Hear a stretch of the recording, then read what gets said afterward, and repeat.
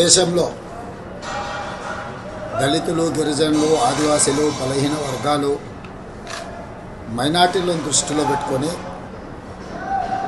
ఆనాడు డాక్టర్ బాబాసాహెబ్ అంబేద్కర్ గారు ఒక గొప్ప రాజ్యాంగాన్ని మనకు అందించడం జరిగింది.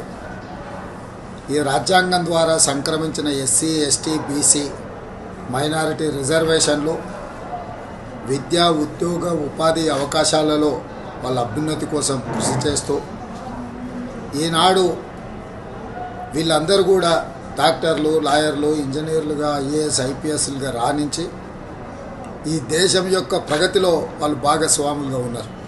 ఈరోజు భారతీయ జనతా పార్టీ దేశంలో 400 సీట్లు సాధించడం ద్వారా రాజ్యాంగాన్ని మార్చాలనే కుట్ర చేస్తున్నది.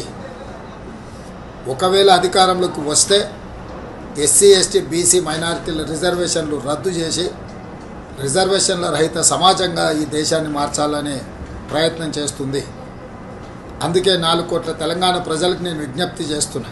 తెలంగాణ సమాజం అందరూ కలిసికట్టుగా కాంగ్రెస్ పార్టీకి, శ్రీమతి సోనియా గాంధీ, శ్రీ మల్లికార్జున్ ఖర్గే గారు, శ్రీ రాహుల్ గాంధీ గారి నేతృత్వంలో ఎన్నికల బరిలో దిగిన ఇండియా కూటమిని గెలిపించడం ద్వారా ఎస్సీ, ఎస్టీ, బీసీ, మైనారిటీ రిజర్వేషన్లను కాపాడుకోవడం, మన రాజ్యాంగ స్ఫూర్తిని, డాక్టర్ బాబాసాహెబ్ అంబేద్కర్ గారు ఇచ్చిన ఆలోచన విధానాన్ని ముందుకు తీసుకెళ్ళాలి.